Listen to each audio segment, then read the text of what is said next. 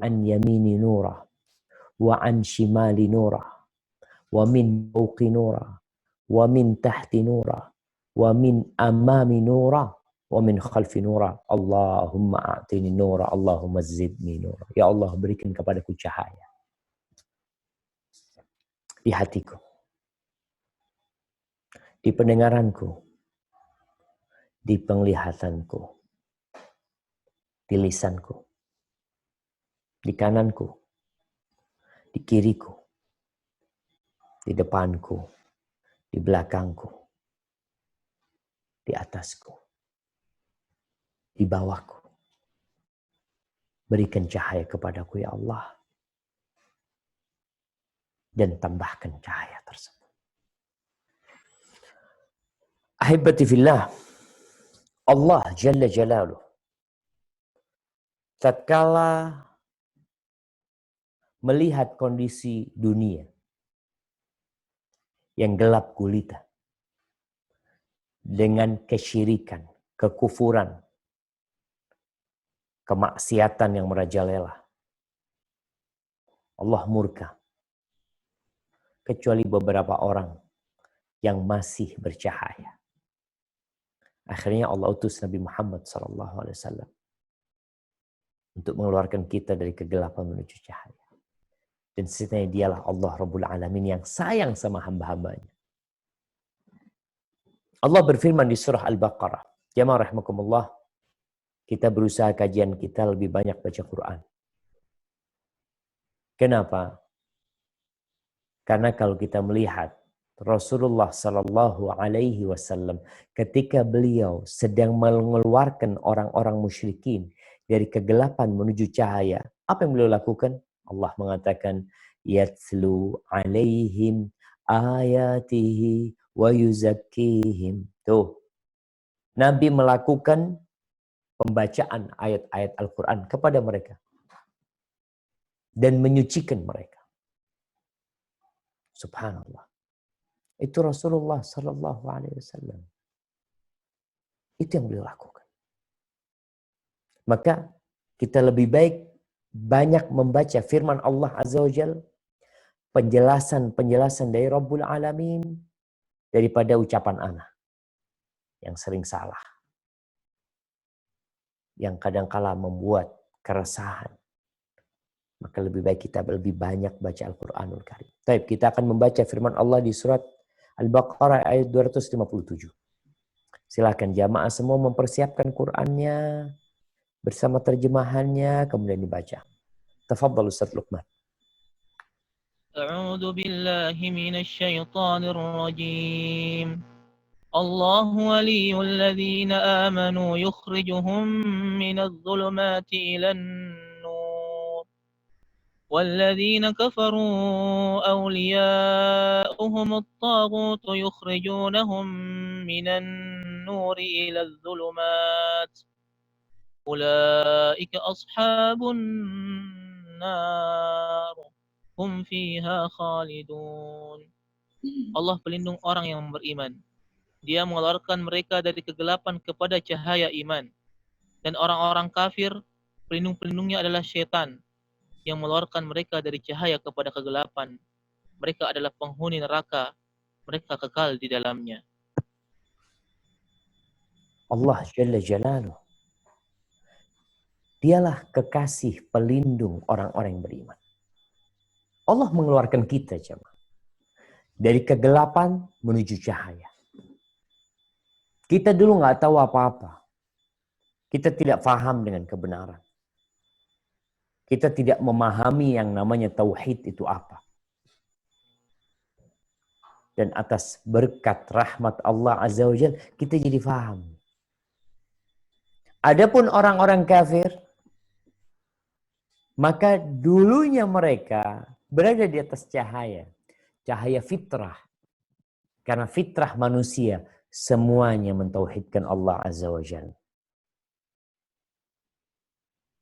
Sampai orang-orang kafir kalau ditanya, wala in sa'altahum man khalaqas samawati wal ard la yaqulunna Allah. Siapa yang menciptakan langit dan bumi? Mereka nggak akan bisa menjawab kecuali Allah yang menciptakan. Karena berhala-berhala mereka nggak pernah menciptakan itu. Sampai manusia-manusia yang mengaku Tuhan pun, dia nggak akan bisa memungkiri fitrah dia bahwa dia tidak menciptakan langit dan bumi.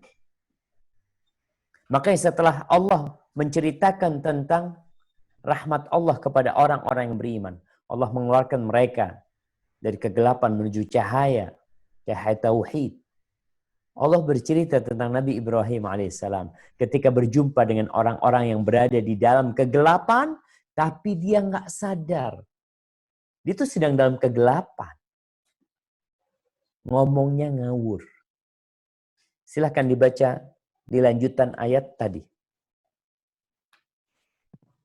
Al-Baqarah. Nah, lanjut 258 langsung. 257 tadi, 258 langsung. أعوذ بالله من الشيطان الرجيم ألم تر إلى الذي حاج إبراهيم في ربه أن آتاه الله الملك إذ قال إبراهيم ربي الذي يحيي ويميت قال أنا أحيي وأميت قال إبراهيم فإن الله يأتي بالشمس من المشرق فأت بها من المغرب فبهت الذي كفر والله لا يهدي القوم الظالمين. Yang artinya, tidakkah kamu memperhatikan orang yang mendebat Ibrahim mengenai Tuhannya? Karena Allah telah memberikan kerajaan, kekuasaan. Ketika Ibrahim berkata, Tuhanku ialah yang menghidupkan dan mematikan. Dia berkata, aku pun dapat menghidupkan dan mematikan. Ibrahim berkata, Allah menerbitkan matahari dari timur, maka terbitkanlah ia dari barat. Maka bingunglah orang yang kafir itu, Allah tidak memberi petunjuk kepada orang-orang yang zalim. Nah, Allah tidak memberikan petunjuk kepada orang-orang yang zalim. Zalim ini zulumat. Zalim ini mewariskan kegelapan. Ada raja, karena dia berkuasa,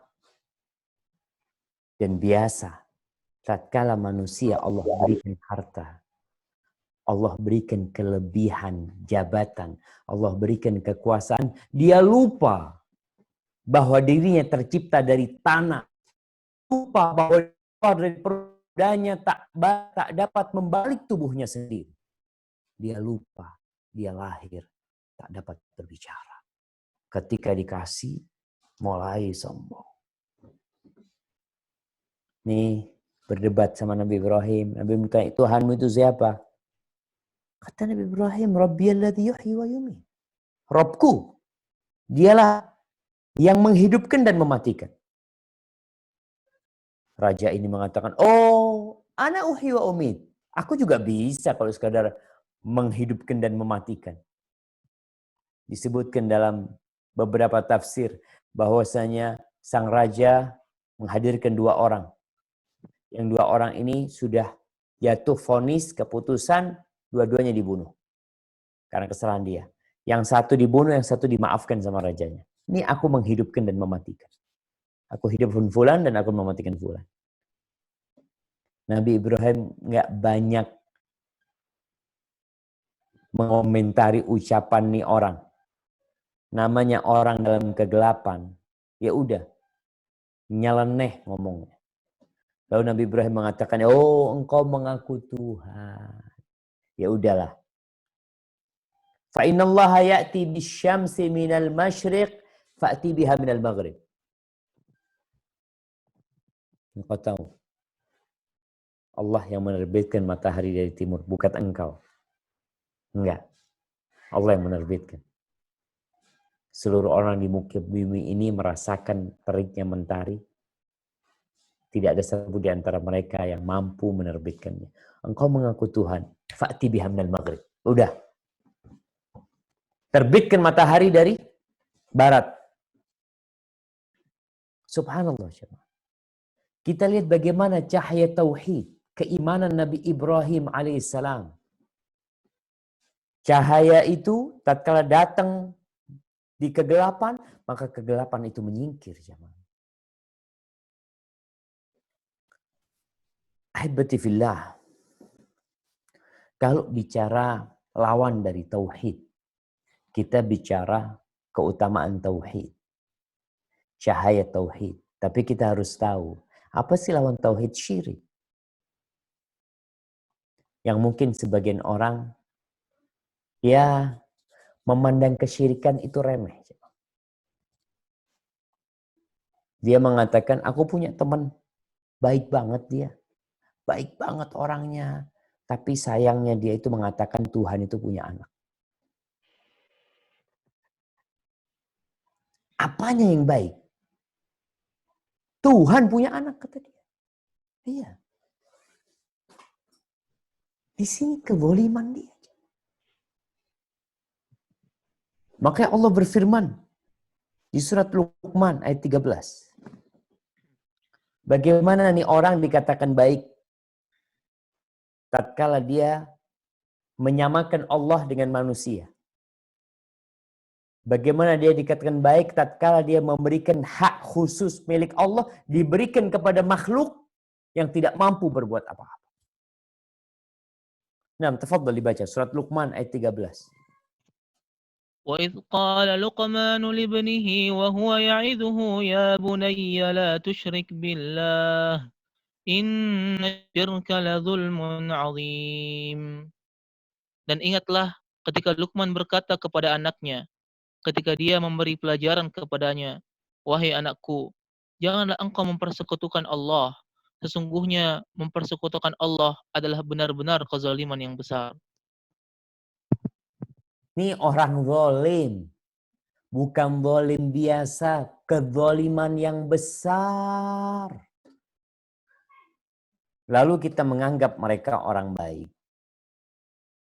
Dia telah melakukan kezaliman dengan menyekutukan Allah Subhanahu wa taala. Gini nih contoh nih, kalau dikatakan orang zalim. Kalau ada orang yang kasih ana mobil, kasih ana supir, agar ana bekerja, nih semua disiapin, makanan semuanya untuk dijual. Baik, berangkat nih dia jualan. Sore hari dapat hasil, dia nggak berikan ke ana, dia berikan ke tetangga ana. Ini orang waras nggak? Ini orang zalim. Tatkala Allah Azza wa Jalla yang memberikan rezeki kepada kita, yang menyediakan segala fasilitas untuk kita, lalu kita menyekutukan Allah dengan selain Allah, dengan makhluk, dengan manusia, dengan nabi, dengan malaikat, dengan orang-orang soleh, yang semuanya adalah ciptaan Allah Azza wa Jalla. Maka dikatakan oleh Luqman kepada anaknya, inna syirka la zulmun azim. Dan kita tahu jamaah, Allah tidak mengampuni dosa syirik.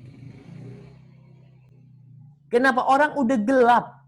Kalau orang masih punya cahaya, melakukan dosa. Orang ini awalnya punya cahaya, melakukan dosa. Oke, cahaya itu tertutup. Tapi dia masih punya cahaya. Sedikit-sedikit. Namun kalau sudah musyrik dan meninggal dunia dalam kondisi belum bertaubat, walaupun dia orang baik, Allah tidak akan mengampuni dosa-dosa dia. Allah sebutkan di surat An-Nisa 48.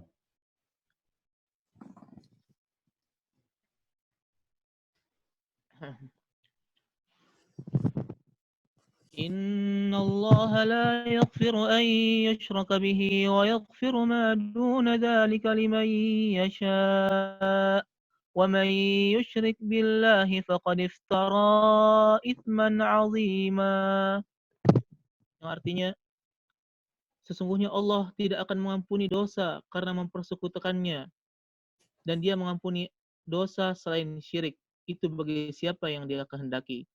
Barang siapa mempersekutukan Allah, maka sungguh dia telah berbuat dosa yang besar. La yaghfir. Keputusan siapa? Allah.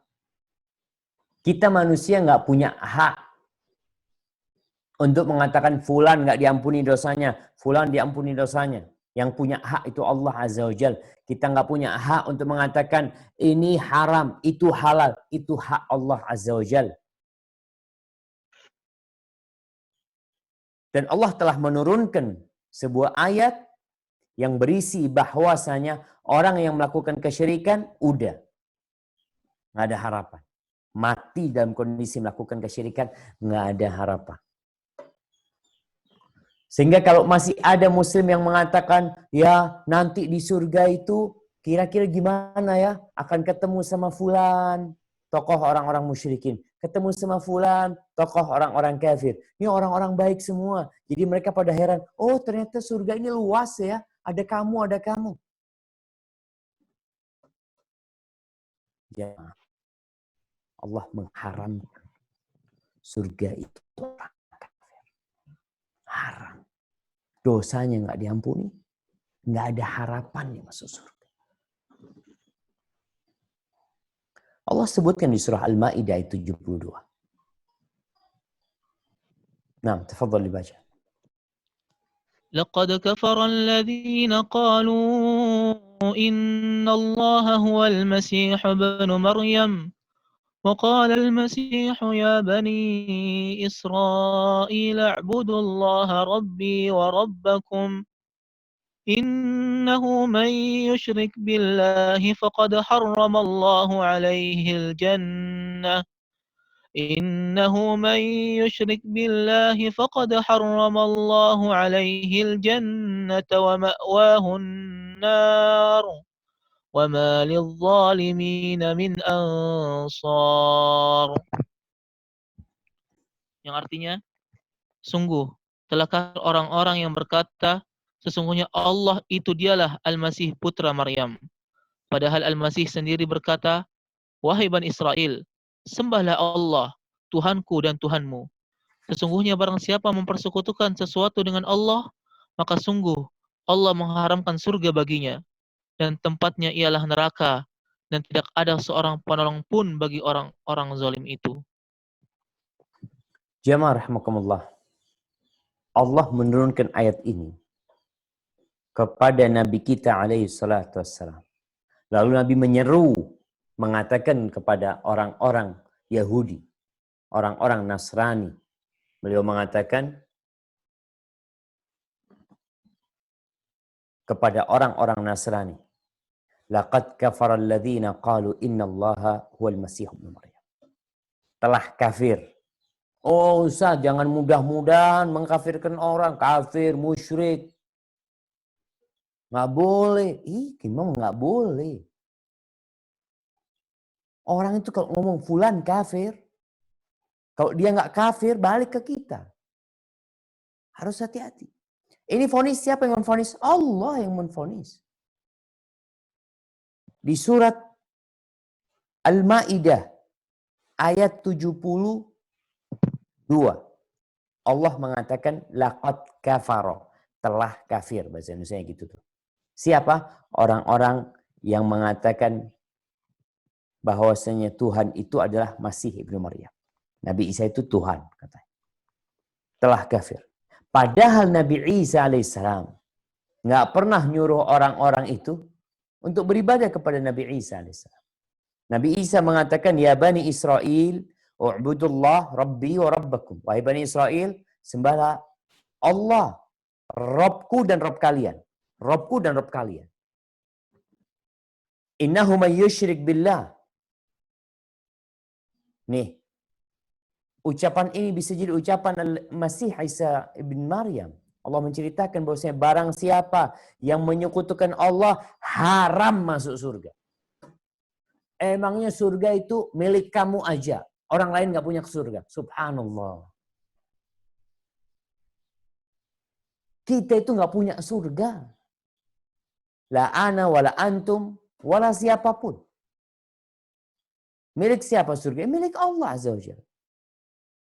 Terus Allah disebutin yang boleh masuk siapa, yang nggak boleh masuk siapa. Kalau antum punya gedung mewah, antum punya ya tempat yang indah, tempat itu. Boleh nggak antum ngatur? Yang boleh masuk tempat ini yang pakai sepatu doang. Yang nggak pakai sepatu nggak boleh masuk. Lalu datang orang nggak punya sepatu. Saya mau masuk, kata dia. Nggak boleh. Saya mau masuk, kata dia. Saya mau siapa, kata dia. Lalu saya penjaga di sini. Terus aturannya nggak boleh. Antum maksa nggak bisa keluar sana. Dan Allah punya aturan. Innahu may yusyrik billah faqad harramallahu alaihi jannah. Yang melakukan kesyirikan haram masuk surga. Wa ma'wahu munar, tempatnya neraka. Salah tempat engkau, bukan di sini tempatmu. Jadi tatkala kita membaca Al-Qur'anul Karim, kita akan faham akidah seorang muslim. Kita bertetanggaan baik ya. Camkan ini. Tetangga kita yang non-muslim, yang dalam pandangan kita kafir, apapun agama mereka, selama mereka tidak memerangi Islam, kita diperintahkan untuk berbuat baik kepada mereka. Kita jaga hubungan sosial. Kita jaga hubungan ketetanggaan. Kita saling membantu, nggak ada masalah. Tapi fulan mau masuk surga harus lewat la ilaha illallah. Tauhid. Tanpa tauhid nggak bisa sudah. Kenapa? Vonisnya udah turun. Suka nggak suka? Setan nggak suka nih ketika orang memahami bahwasanya orang musyrik itu di neraka. Makanya setan selalu berusaha untuk menggodain orang supaya melakukan kesyirikan, melakukan kekufuran. Kalau tidak dengan lisan, dengan hatinya, dengan pemikiran. Barakallahu fikum. Kemudian jamaah, kita lihat manusia berlomba-lomba untuk beramal. Tapi ketahuilah, sebanyak apapun amal kalian, tanpa adanya tauhid, nggak ada gunanya. Orang soleh, Ustaz, orang baik, nggak ada gunanya. Jangan mentang-mentang antum Islam, antum bertauhid. Semaunya antum menvonis orang. Tuh amalannya fulan akan gugur. Yang melakukan kesyirikan. Nggak pandang bulu. Nggak pandang bulu. Mau muslim, mau non-muslim, selesai. Siapa saja yang melakukan kesyirikan, Allah telah menvonis neraka. Di surat Az-Zumar ayat 65. Coba dibaca firman Allah. A'udzubillahi minasyaitonir rajim. ولقد أوحي إليك وإلى الذين من قبلك لئن أشركت ليحبطن عملك ولتكونن من الخاسرين. Artinya, dan sungguh telah diwahyukan kepadamu dan kepada nabi-nabi yang sebelummu. Sungguh, jika engkau mempersekutukan Allah, niscaya akan hapuslah amalmu dan tentulah engkau termasuk orang yang rugi. Siapa yang memberikan vonis ini? Allah. Diturunkan kepada Nabi kita Muhammad alaihi salatu wasallam. Dan beliau menyampaikan kepada kita. Bukan ustadz mengada-ngada. Bukan ulama mengada-ngada. Tapi sebagian memang nggak beriman sama Quran. Sebagian memang mengatakan Quran itu bikinan Muhammad. Ya. Sehingga ketika dibacakan ayat ini, kemana-mana dia. Ana yakin Quran ini hak dari Allah Azza wa Jalla. Firman Allah, kalamullah, wahyu yang diturunkan kepada Nabi SAW. Dan Nabi telah menjelaskan kepada kita. Dan salah satu ayatnya menyebutkan barang siapa yang melakukan kesyirikan. Mau Nabi. Kalau melakukan kesyirikan, habis. Semua amalan ini gugur dan dia akan menjadi orang-orang yang gugur. Ahibati fillah. Berkaitan dengan cahaya tauhid. Allah Azza wa Jal menurunkan kepada kita cahaya.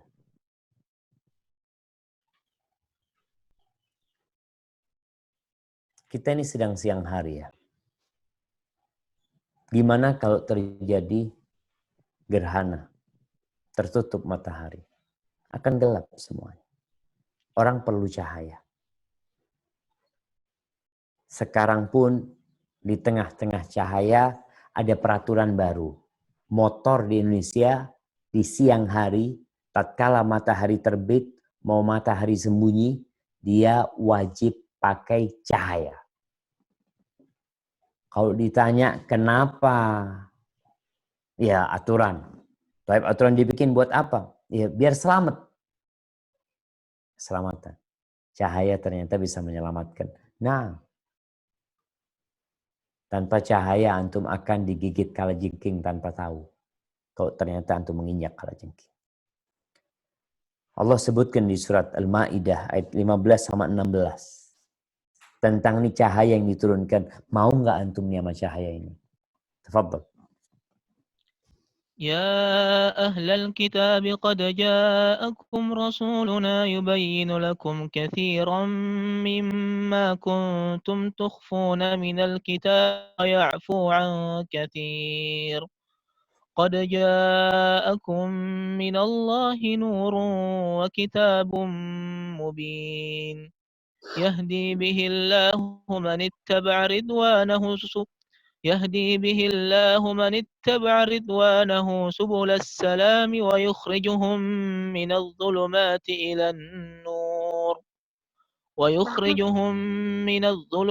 إلى النور بإذنه ويهديهم إلى صراط مستقيم. Yang artinya, wahai ahli kitab, sungguh Rasul kami telah datang kepadamu, menjelaskan kepadamu banyak hal dari isi kitab yang kamu sembunyikan, dan banyak pula yang dibiarkannya. Sungguh telah datang kepadamu cahaya dari Allah dan kitab yang menjelaskan. Dengan kitab itulah Allah memberi petunjuk kepada orang yang mengikuti keridhaannya ke jalan keselamatan. Dan dengan kitab itu pula Allah mengeluarkan orang itu dari gelap gulita kepada cahaya dengan izinnya dan menunjukkan ke jalan yang lurus. Juru penyelamat. Kadang-kala kita dapat nih juru penyelamat. Nah, Nabi kita Muhammad alaihi salatu wassalam. Dan Al-Quran Karim cahaya yang diturunkan untuk menyelamatkan. Tatkala engkau ingin selamat, telah turun kitab yang dibawa oleh Nabi Muhammad SAW. Dijelaskan di situ. Nih menunjukkan kepada jalan-jalan keselamatan.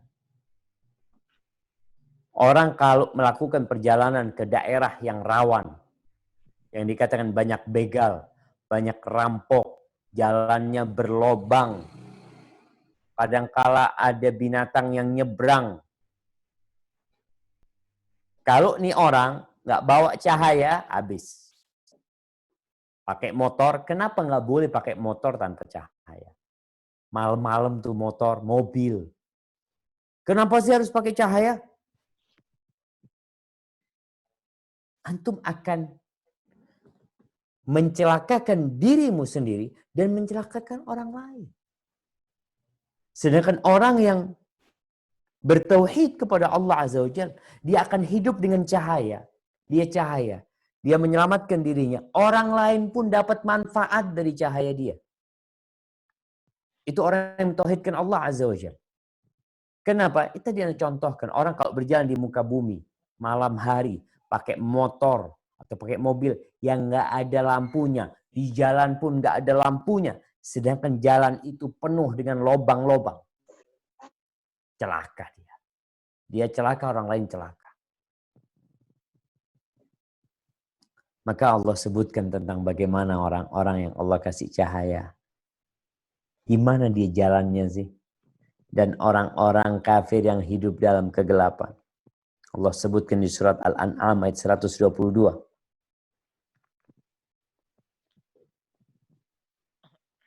أَوَمَنْ كَانَ مَيْتًا فَأَحْيَيْنَاهُ وَجَعَلْنَا لَهُ نُورًا يَمْشِي بِهِ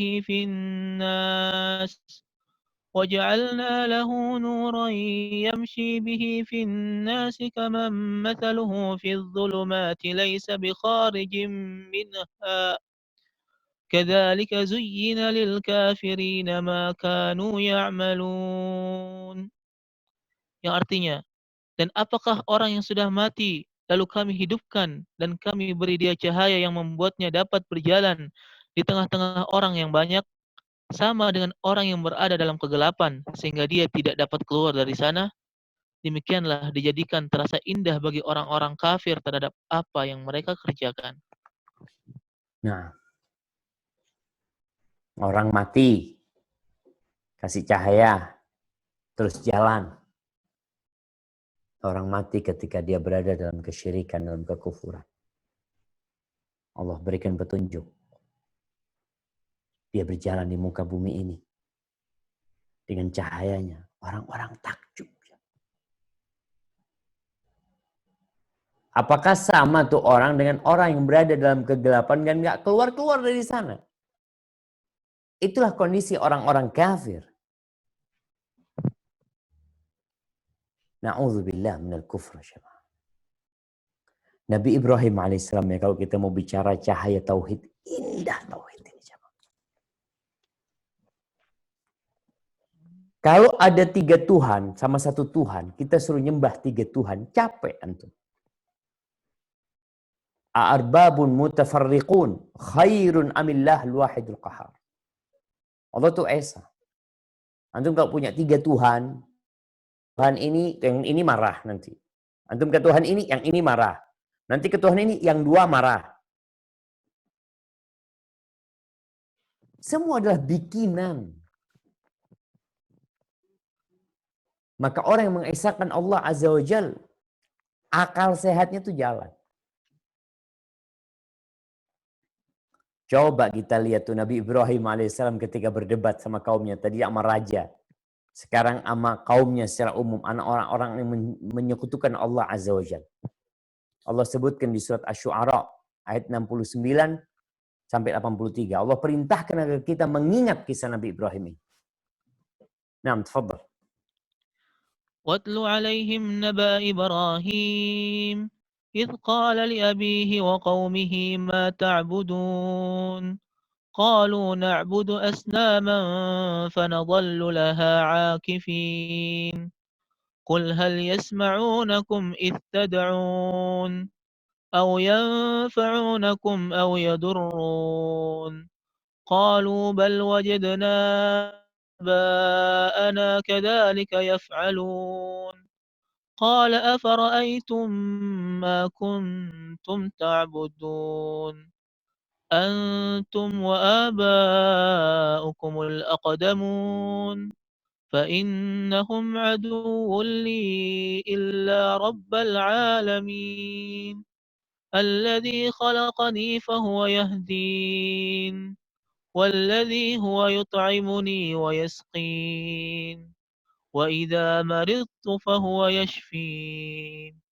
والذي يميتني ثم يحيين والذي أطمع أن يغفر لي خطيئتي يوم الدين رب هب لي حكما وألحقني بالصالحين. Yang artinya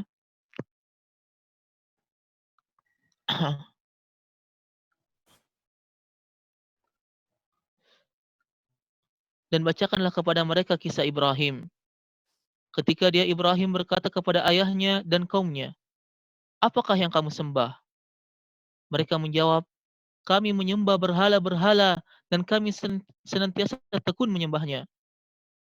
Dia Ibrahim berkata, apakah mereka mendengarmu ketika kamu berdoa kepadanya?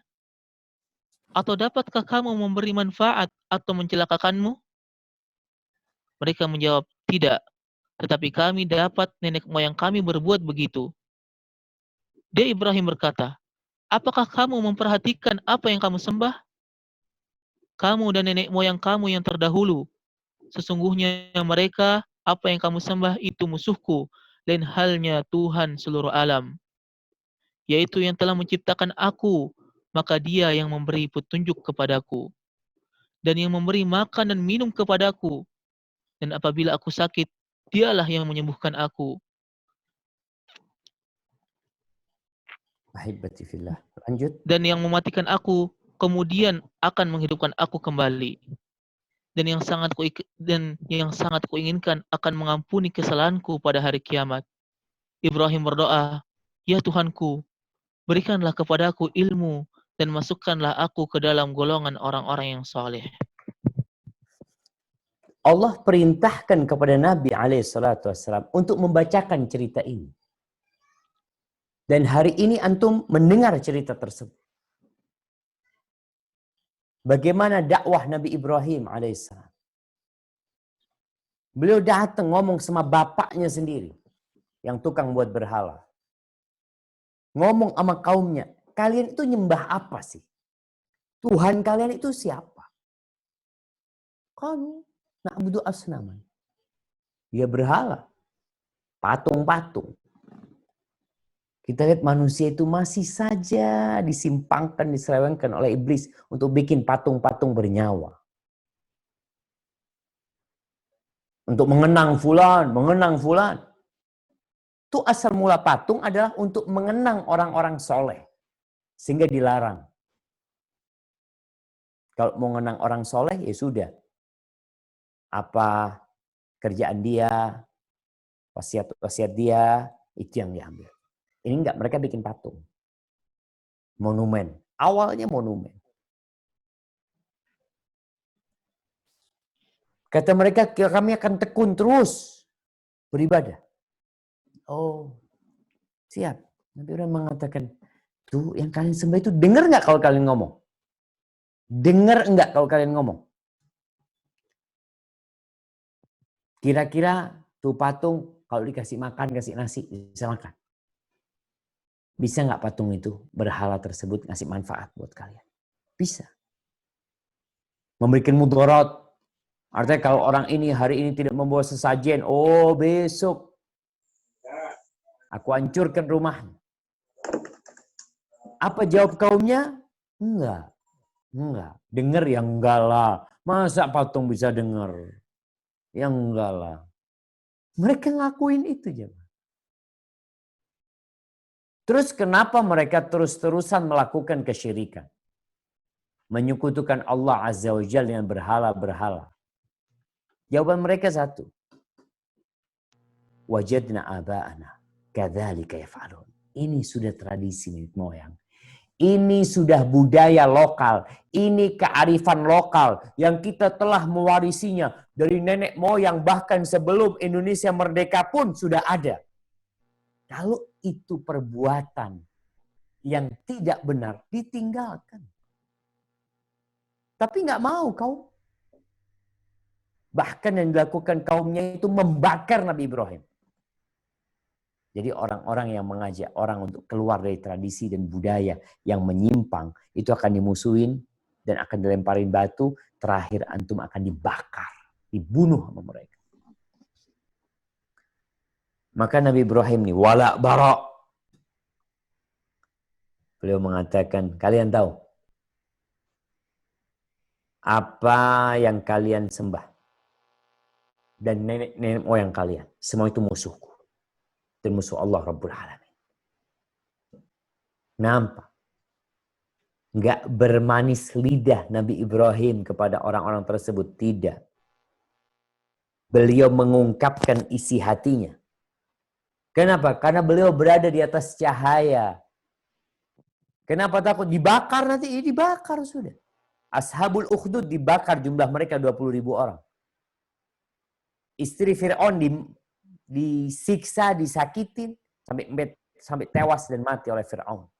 Masyitatu binti Fir'aun, anak-anaknya dimasak, dia dimasak. Tapi karena dia berada di atas cahaya, nggak ada urusan sama semua itu. Lanjutkan perjalanan ini. Haibati fillah, orang-orang yang mentauhidkan Allah Subhanahu wa taala, dia akan dapat cahaya di sini ketika hidup di muka bumi ini. Jadi dia tahu ini ayam, dia bisa bedain. Ini ayam, ini jangkrik. Ya mudah loh Ustaz. Ini pohon. Ini patung. Dia bisa bedain. Karena ada cahaya. Mana Tuhan? Di atas sana Allah Rabbul Alamin. Laisa kamitslihi syai' wa huwas samiul basir. Enggak ada yang menyerupai Allah Azza wa Jalla. Enggak ada. apapun, dan dia maha mendengar dan maha melihat. Jadi ketika seorang bertauhid, Masya Allah, akan muncul di dirinya cahaya keimanan itu akan membias, membuat yang di sekitarnya jadi merasakan cahaya tersebut. Makanya kata Nabi SAW tentang bagaimana tauhid dan keimanan ini akan dapat membuat lingkungan sekitarnya merasakan cahaya tauhid. Mana hadisnya Ustaz? Nabi SAW mengatakan, akmalul mu'minina imanan ahsanuhum khuluqan. Orang mukmin yang paling sempurna keimanannya. Kita tahu puncak keimanan apa? La ilaha illallah. Yang paling sempurna keimanannya, maka akan paling baik akhlaknya.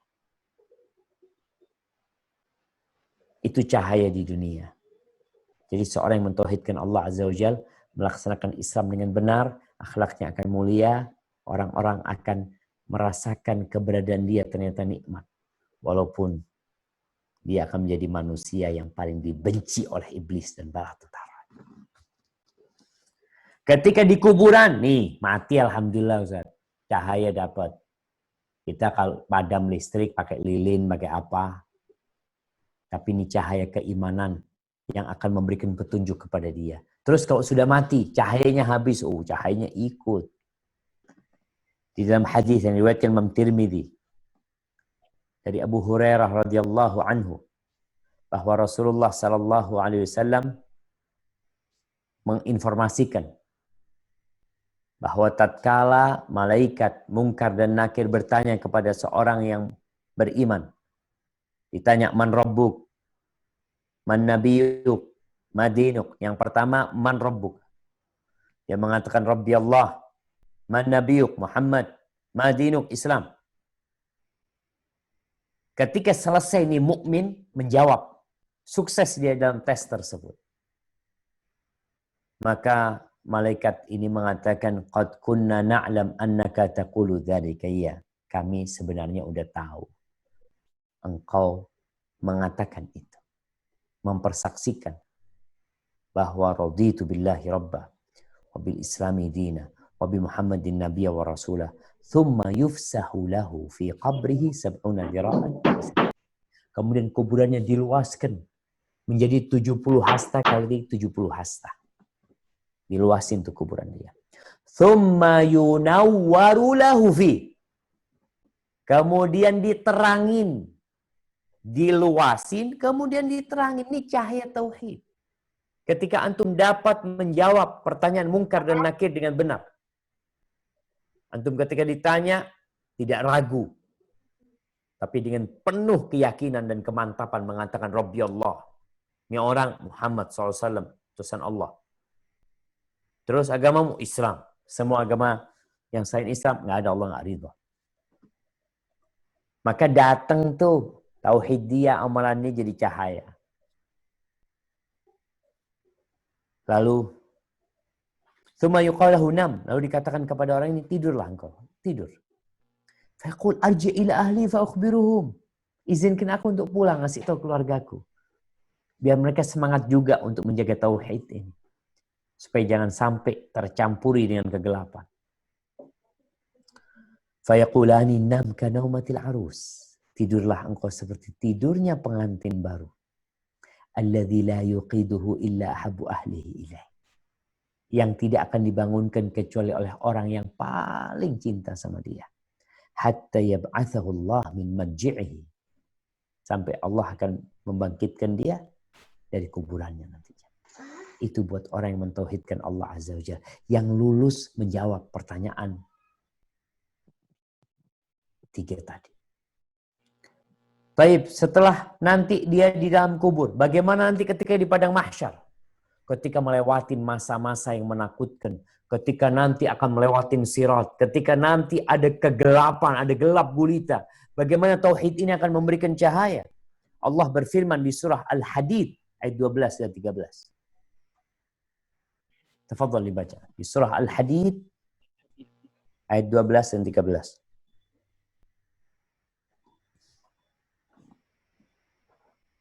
أعوذ بالله من الشيطان الرجيم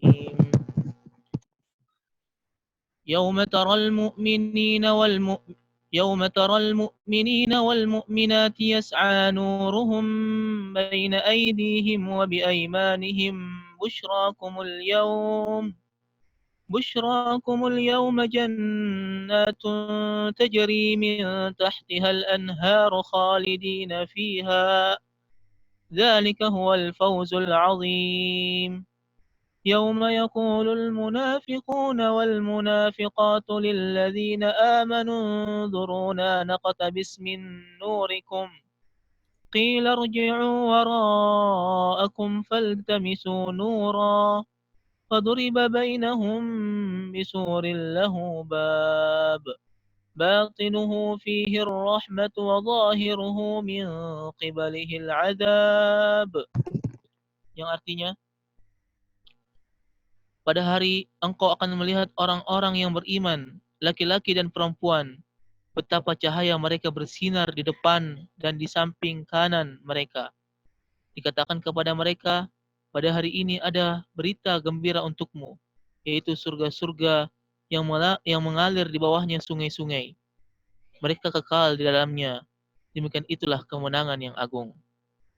Pada hari orang-orang munafik laki-laki dan perempuan berkata kepada orang-orang yang beriman, tunggulah kami ingin mengambil cahayamu. Kepada katakan, kembalilah kamu ke belakang dan carilah sendiri cahaya untukmu. Lalu di antara mereka dipasang dinding pemisah yang berpintu. Di sebelah dalam ada rahmat dan di luarnya hanya ada azab. Barakallahu fikum. Orang munafik masih ada cahaya nanti. Kenapa? Karena di dunia dia pura-pura bertauhid. Kita lihat nih orang munafik ketika hidup di dunia, karena dia pura-pura bertauhid, maka dia digauli seperti orang mukmin. Masih dapat tuh dia, dapat zakat, dapat bantuan, dapat harta rampasan perang, dan menikmatin dia. Nanti di akhirat, subhanallah, dia menikmatin sebentar, kemudian cahaya itu hilang. Karena tauhid dia pura-pura. Ibnu Abbas radhiyallahu anhu mengatakan bainaman nas fi dhulmatin. Jadi jamaah, selesai orang-orang itu di dalam penimbangan amalan, pembagian rapot, lalu mereka ketika menuju ke neraka jahanam, menuju ke sirat untuk menyeberang menuju ke surga, disitulah akan diberikan kegelapan kepada mereka. Ibnu Abbas mengatakan kegelapan, nggak tahu mau berbuat apa. Mereka diam semuanya. Idz ba'atsallahu nuran. Tahu-tahu Allah bangkitkan cahaya. Jadi kelihatan orang-orang. Falamma ra'al mu'minun nur tawajjahu nahwa. Ketika melihat cahaya, mereka menuju ke cahaya tersebut. Tubuh mereka menjadi cahaya, mereka berangkat menuju ke cahaya tersebut. Lalu wa kana nur dalilan min Allah ilal jannah. Cahaya itu sebagai petunjuk menuju surga. Cahaya ini menjadi petunjuk menuju surga Allah Azza wa Jalla. Karena yang orang-orang kafir, mereka berjatuhan ke neraka. Orang-orang musyrikin berjatuhan ke neraka. Na'udzubillahi minan nar. Falamma ra'al munafiqun al-mu'minin qad intalaqu. Ketika orang-orang munafik yang pura-pura beriman selama ini melihat orang beriman sudah pergi beranjak jalan, lalu mereka mengikuti. Tapi ketika mereka ngikutin, tahu-tahu ada pagar yang menutupin mereka, jamaah. Akhirnya mereka teriak-teriak mengatakan, faqalu hina idzin unzuruna naqtabis min nurikum. Tolong tunggu kami kan bersama kalian. Biar kami dikasih sedikit cahaya untuk berangkat menuju ke surga. Mereka karena kami bersama kalian. Ya, kalian pura-pura bersama kami. Subhanallah jemaah. Itulah kejadian pembagian cahaya. yang orang-orang mukminin akan diantar menuju surga Allah Azza wa Jalla. Dalam kondisi seperti delegasi seperti tamu raja. Di mana kira-kira tamu spesial, tamu kehormatan itu? Allah mengatakan yauma nahsyurul muttaqina ila rahmani wafda. Pada hari kita pun orang-orang yang bertakwa kepada Allah Azza wa Jalla menuju kepada Allah wafda. Ibn Abbas mengatakan rukbanan. Mereka naik kendaraan jamaah. Mereka naik onta-onta yang bagus. Mereka naik menuju kepada Allah Subhanahu wa taala. Lalu Ali bin Abi Thalib juga mengatakan la wallahi ma ala arjulihim yuhsyarun. Enggak, mereka ketika digiring menuju kepada Allah Azza wa Jalla itu tidak di atas kaki mereka, walakin binuqin lam yaral khalaiq mithlaha. Tapi mereka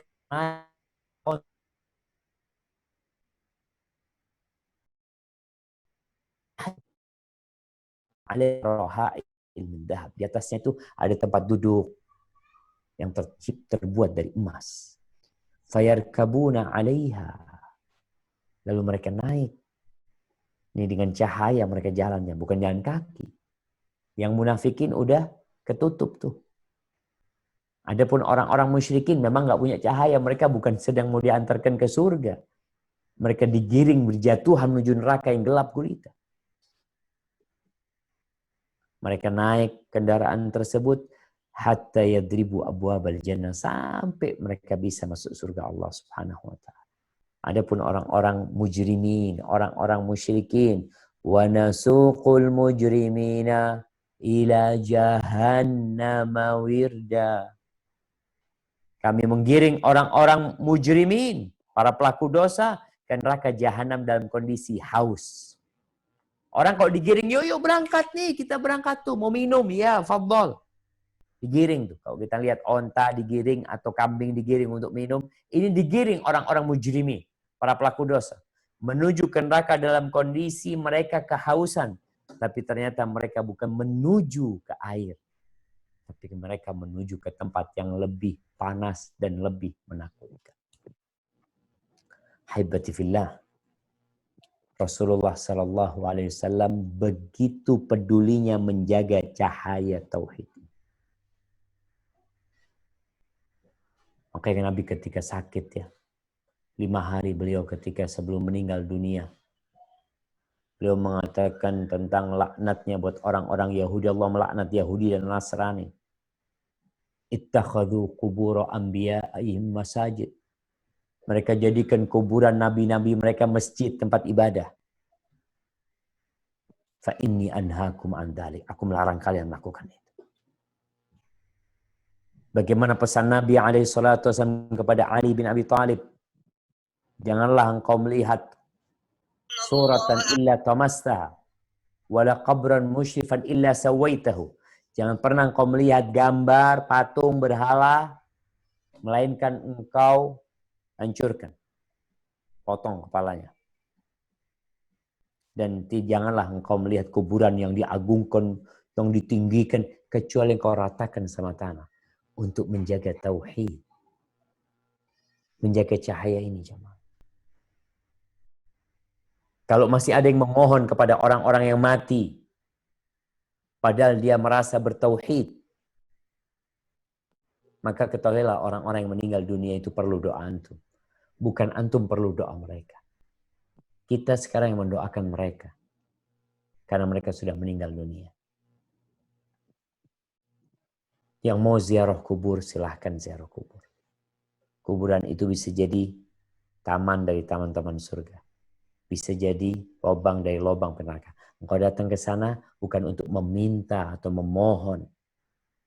Tapi engkau datang ke sana untuk meminta kepada Allah untuk yang mati. Engkau mendoakan mereka. Ahibati fillah. Rasulullah Sallallahu Alaihi Wasallam dari cintanya kepada umat ini, beliau melarang seorang itu untuk melebih-lebihkan beliau. La tutruni kama atratil Yahud, kama atratil Nasara Isa bin Maryam. Kalian jangan menyanjung-nyanjungku berlebihan seperti orang-orang menyanjung Nabi Isa alaihissalam. Jangan. Akhirnya dituhankan nantinya. Tetap para nabi adalah makhluk Allah. Hamba-hamba pilihan Allah. Terus apa yang harus kita lakukan? Doakan mereka dengan bersalawat untuk mereka. Bukan berdoa kepada mereka. Hadza wallahu a'lam bishawab. Itu yang bisa kita kaji pada kesempatan kali ini. Mungkin kita masuk ke sesi tanya jawab. Nah, barakallahu. Tapi jazakallah khairan atas ilmunya Ustaz. Mudah-mudahan kami bisa mengamalkannya. Kemudian yang mau bertanya silakan raise hand. Oke, kepada Elif Salafiyah silakan bertanya.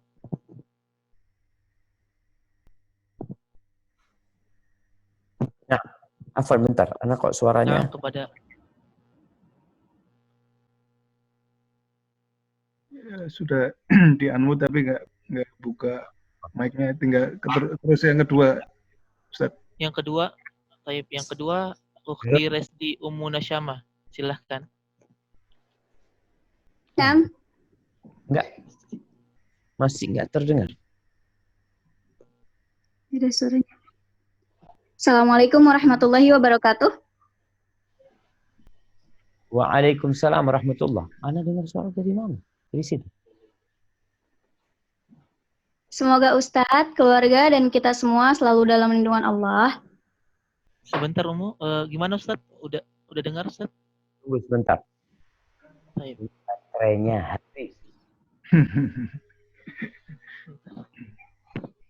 Mungkin untuk yang pertama Ustadz Lukman yang jawab. Belum ditanyakan. Alhamdulillah. Gimana Ustaz? Udah?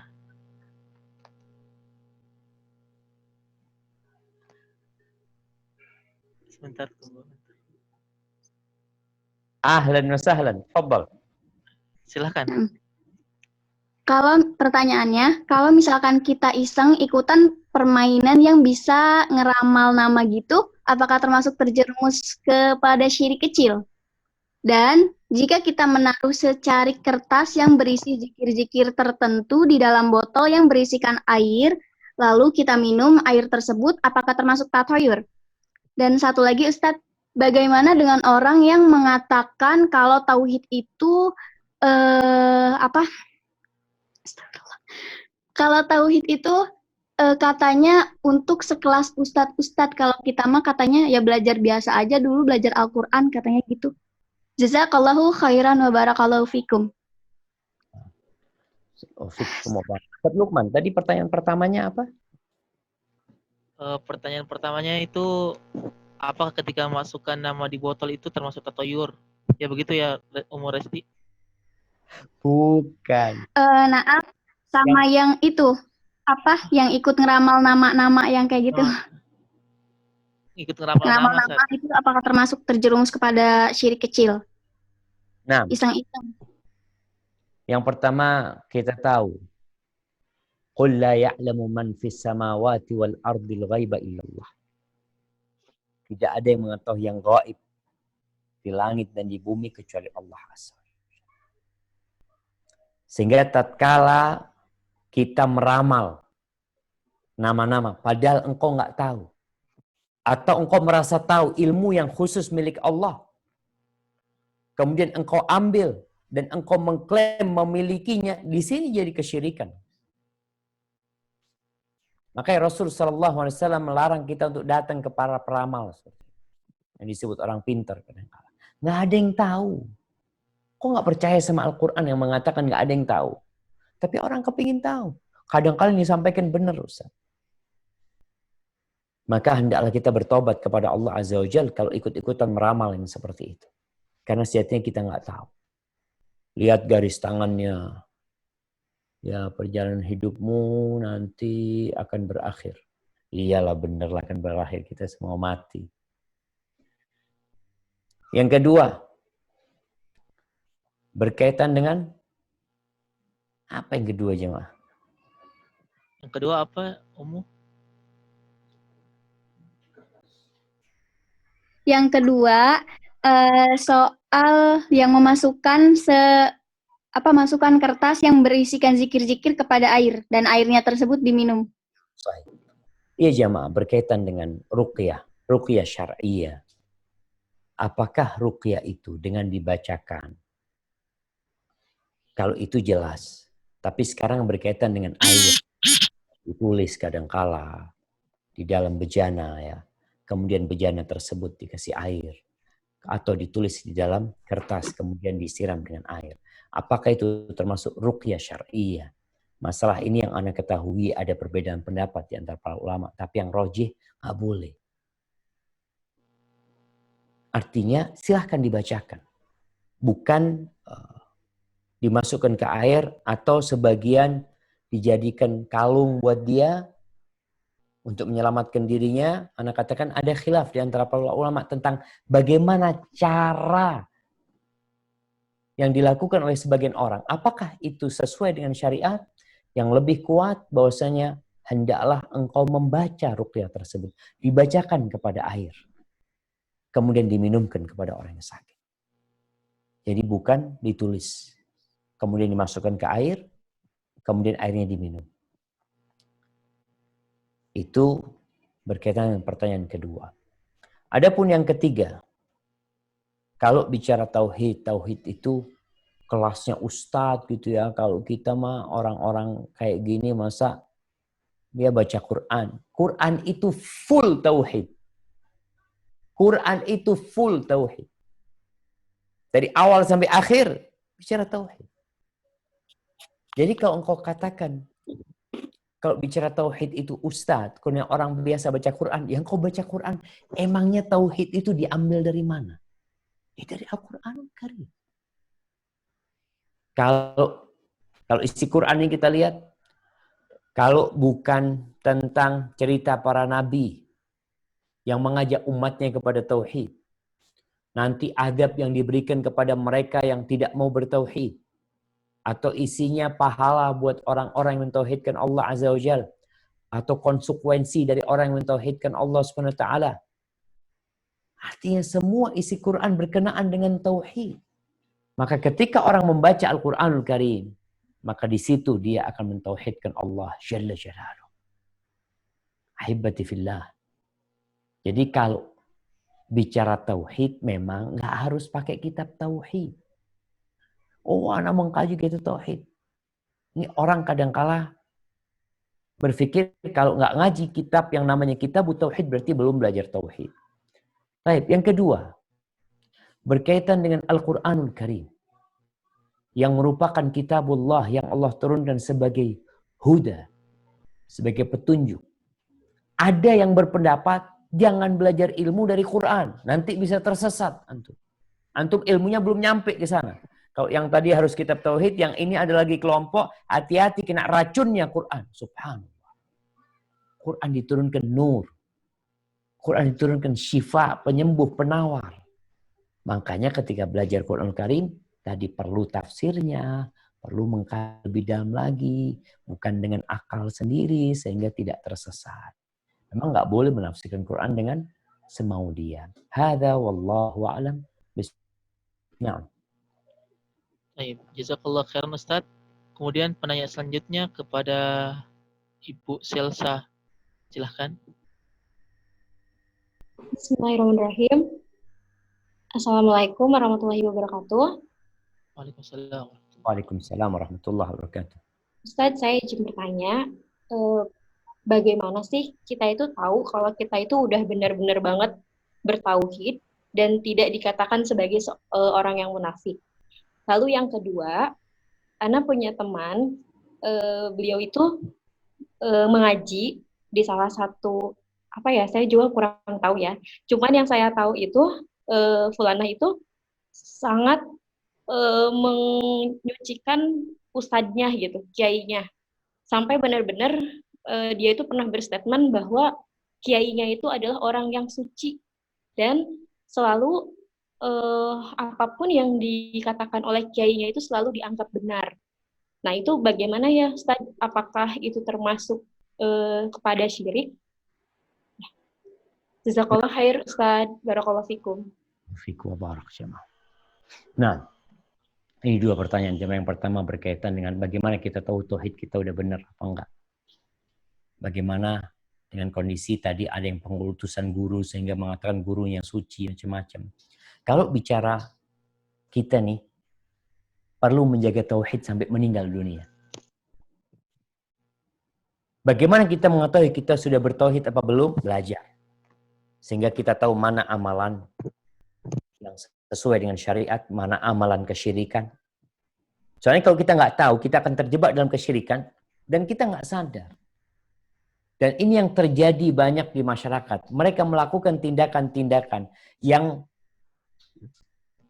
mengurangi keimanan dia atau bahkan membatalkan keimanan dia tanpa sadar karena nggak belajar. Maka ketika anti ingin tahu, anti sudah bertauhid apa belum, maka anti perlu belajar. Dengan belajar itu kita tahu standarnya gimana sih tauhid yang benar. Kemudian yang kedua, berdoa terus agar dihindarkan dari kesyirikan. Walaupun sudah tauhid, alhamdulillah Ustaz, anda udah belajar, anda udah ngerti, tapi anti harus tahu. Perjalanan hidup anti belum selesai. Iblis nggak berhenti menyesatkan anti. Maka Nabi Ibrahim alaihissalam terus berdoa mengatakan wajnubni wa baniya an na'budal asnam.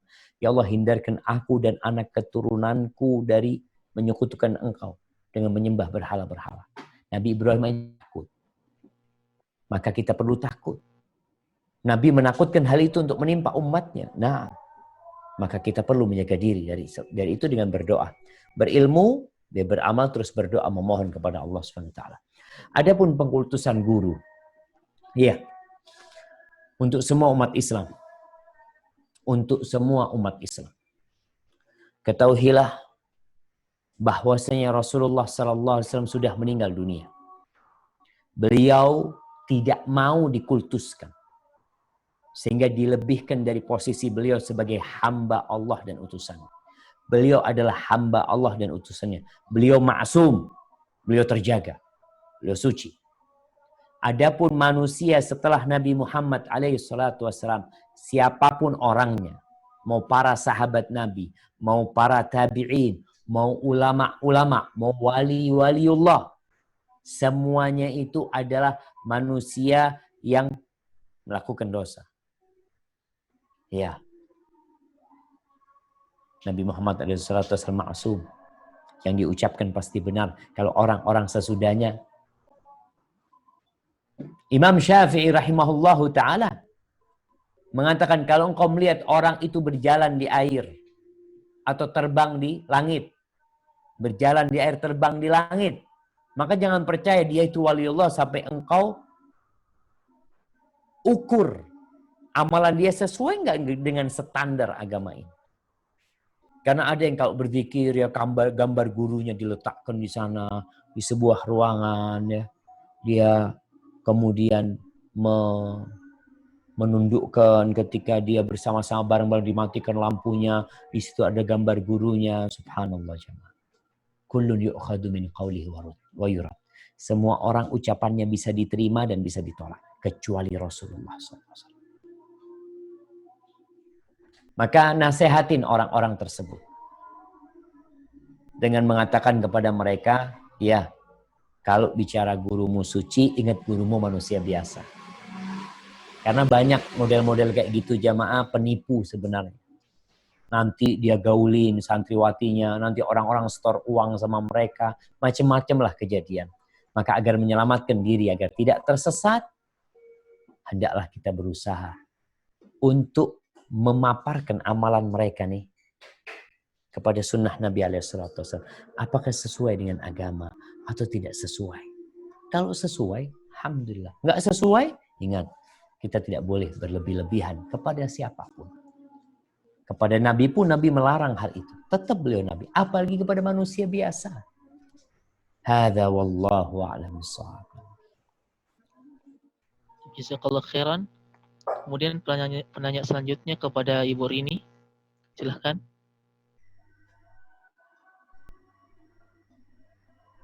Ibu Rini.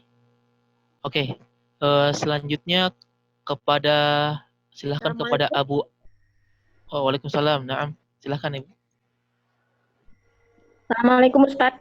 Waalaikumsalam warahmatullahi wabarakatuh. Ahlan wa sahlan. Tadi Ustadz bilang cahaya itu kita butuhkan selama di dunia, di alam kubur, dan di padang mahsyar. Terus kalau selama cahaya di dunia ini kita cahayanya nggak terlalu terang gitu, mungkin kadang redup, kadang terang. Bagaimana kita mengkondisikan supaya cahaya itu tetap hidup?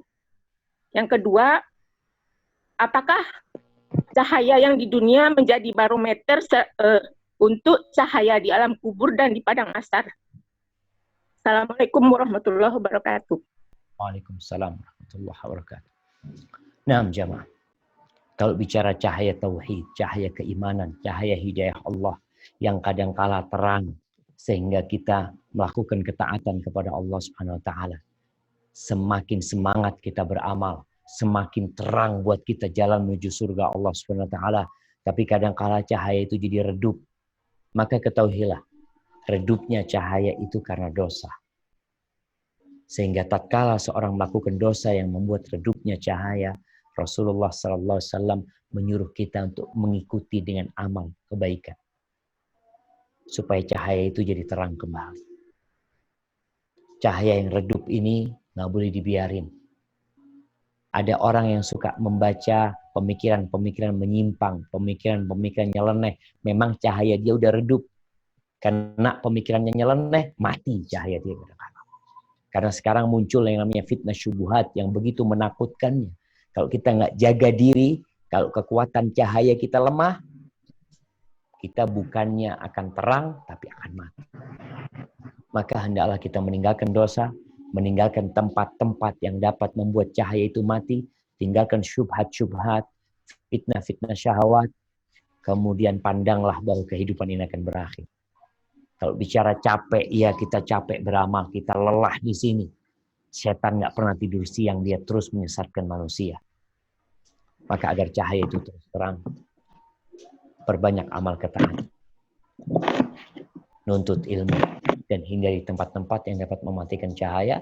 Dan ketika engkau harus terjebak dalam dosa, ingat, langsung hidupkan kembali cahaya itu dengan beristighfar, memohon ampun sama Allah Azza wa Jalla dan bertobat kepadanya. Adapun pertanyaan yang kedua. Apa pertanyaan yang kedua? Anda ini, barometer, ya barometer. Apakah cahaya yang di dunia ini menjadi barometer cahaya yang di akhirat? Nah, ketika kita hidup di dunia, pembagian rizki, pembagian keberuntungan, kebahagiaan harta itu dibagikan sesuai dengan kadar ujian yang Allah berikan. Ini orang Allah kasih miskin. Ini orang Allah kasih kekuasaan. Bukan karena dia orang soleh. Bukan karena dia orang baik. Oh, orang baik itu akan terus pangkatnya naik. Enggak. Ada orang nggak pernah sholat, pangkatnya naik terus. Ada orang nggak pernah ibadah, hartanya banyak. Tapi nanti pembagian setelah kita meninggal dunia, di sini baru yang namanya pembagian sesuai dengan amalan. Makanya Nabi menyebutkan biqadri amalih, pembagian cahaya itu yu'ton nas atau yu'tor rajul an-nur biqadri amalih. Atau kama qala Rasul sallallahu alaihi wasallam. Orang akan dikasih cahaya sesuai dengan amalannya. Di sini penentuannya. Sekarang kita hidup. Cari amalan-amalan yang membuat cahaya semakin besar. Dan tentunya tauhid itu adalah cahaya yang paling utama. Yang lainnya akan menambahkan. Tapi kalau tauhidnya sudah nggak ada, habis. Dia akan gelap gulita menuju ke neraka. Jadi besar kecilnya cahaya tergantung amalannya. Semoga Allah Azza wa Jalla menjadikan cahaya kita besar, di mana orang-orang beriman mengatakan, Allahumma atmim lana nuran. Ya Allah, sempurnakan buat kami cahaya kami untuk menuju surga. Ya Allah. Karena ini masih di padang mahsyar.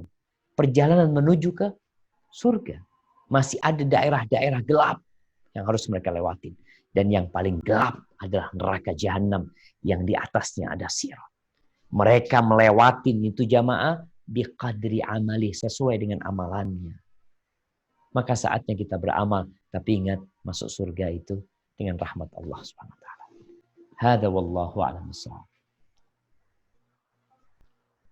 Jazakallah khairan Ustaz atas jawabannya. Kemudian pertanyaan selanjutnya kepada Bapak Abu Argi. Silahkan Bapak.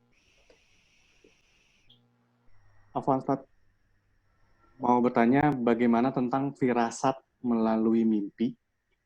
Kita ketahui mimpi itu sebenarnya kan bagaikan burung yang hinggap di gedung dan itu dia pergi begitu saja kan, tapi mimpi tersebut kadang biasanya benar terjadi gitu dengan firasat tersebut. Nah, jika kita mempercayainya atau sekedar mewaspadainya, apakah itu termasuk syirik gitu? Barakallahu fiik. Barakallahu fiik. Nah, jemaah. Kalau bicara mimpi, mimpi itu ada 3. Yang pertama, ru'ya min Allah. Mimpi yang memang dari Allah SWT. Yang kedua, yang dari syaitan. Yang ketiga, bunga tidur. Bunga tidur. Mimpi yang dari Allah SWT jadi petunjuk memang. Tapi yang dari syaitan menyesatkan seperti orang yang mimpi junub, mimpi apa macam-macam. Jadi mimpi buruk. Itu dari syaitan. Kemudian bisa jadi itu memang bunga tidur. Orang sebelum tidur dia kepingin jeruk. Bangun tidur tahu-tahu berasa jeruk di mulutnya. Allah zen, anak mimpi makan jeruk kata dia. Itu bunga tidur aja. Maka kalau antum mewaspadai tadi seperti mimpinya raja di saat Nabi Yusuf alaihissalam di Mesir sana, ketika dia bermimpi melihat 7 sapi yang kurus makan 7 sapi yang gemuk ya. Sampai akhir cerita mimpi tersebut. Maka itu petunjuk memang. Bisa jadi petunjuk. Atau mimpinya bukan mimpinya Nabi Yusuf. Mimpinya temannya Nabi Yusuf di penjara. Bermimpi dia. Dan mimpi itu ada takwilnya ketika itu dari Allah sebagai sebuah petunjuk. Tapi ada mimpi dari syaitan. Makanya Nabi SAW melarang kalau engkau mimpi buruk untuk cerita kepada manusia. Terus gimana? Ya sudah. Meludah ke kiri 3 kali kemudian katakan a'udzubillahi minasyaitonirrajim. Berlindung kepada Allah Azza wa Jalla dari syaitan. Jadi tergantung mimpi mana yang antum lihat ketika antum katakan mewaspadai mimpi takut benar-benar terjadi seperti Nabi Yakub ketika Nabi Yusuf mimpi tentang 12 bintang, ya tentang 11 bintang yang sujud untuk Nabi Yusuf alaihissalam, melihat bulan dan mentari yang mereka sujud buat Nabi Yusuf. Nabi Yakub waspada, jangan kau ceritakan mimpimu. Jadi nggak ada masalah sebenarnya, jadi nggak masuk syirik, nggak masuk apa, karena memang dalam sebuah hadis Rasulullah SAW mengatakan ar-ru'ya as-sadiqah juz'un min sittin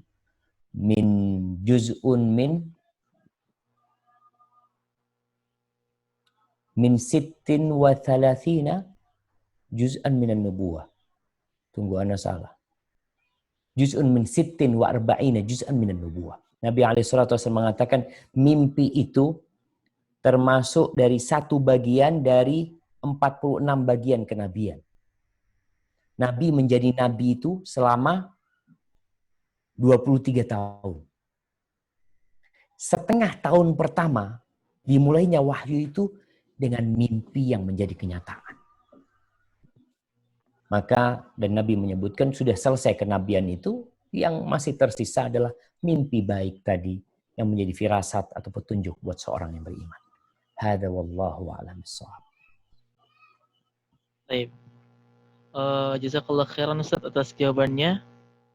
Ada yang bertanya dari message ini, bagaimana Ustaz kalau mimpi mantan karena hampir beberapa hari begitu? Nah, itu tadi masuk yang bunga tidur atau dari syaitan. Ada orang sebelum tidur memang dia kepikiran sama mantannya. Ketika tidur, datang tuh mantannya. Lalu dia mengatakan, apa ini petunjuk dari Allah ya, supaya anak balik lagi sama dia. Ada minasyaitan jadinya. Apalagi ketika mantannya itu adalah orang atau antum pacaran, bukan mantan istri atau mantan suami. Tapi ketika itu mantan suami, bisa jadi petunjuk. Ada orang memang dia berpikir gitu loh, anak ini mau cerai atau mau rujuk atau gimana. Bisa jadi ada petunjuk dari mimpi juga. Hadza wallahu a'lam bishawab. Itu kayaknya pertanyaan terakhir Ustaz Lukman. Oh, tayyib. Kita udah zuhur. Udah zuhur, Ustaz. Ini masih jam 7:30, Ustaz. Oh, 7:30 di Medina. Tayyib, Ustaz. Ustaz Lukman. Nah. Tayyib, Ustaz. Jazakallah khairan, Ustaz, atas nasihatnya. Mungkin untuk menutup acara ini, mungkin Ustaz yang lebih afdal untuk menutupnya, Ustaz. Tayyib, barakallahu fikum jamaah. Bicara tauhid, ingat tujuan kita diciptakan di muka bumi adalah untuk mengabdi kepada Allah Azza wa Jalla. Kita itu milik Allah. Semua yang ada itu makhluk yang diciptakan oleh Allah agar kita bisa menikmati muka bumi. Mereka diciptakan untuk kita. Dan kita diciptakan untuk Allah Azza wa Jalla. Jaga hati kita. Jangan sampai ada selain Allah di sana. Kalau engkau mau berdoa, memohon, mohonlah kepada Allah Azza wa Jalla. Mintalah kepadanya. Tinggalkan segala hal. Bergantunglah kepada Allah Samad. Barakallahu fikum. Subhanakallahumma bihamdika. Asyhadu an la ilaha illa anta astaghfiruka wa atubu ilaik. Wassalamualaikum warahmatullahi wabarakatuh.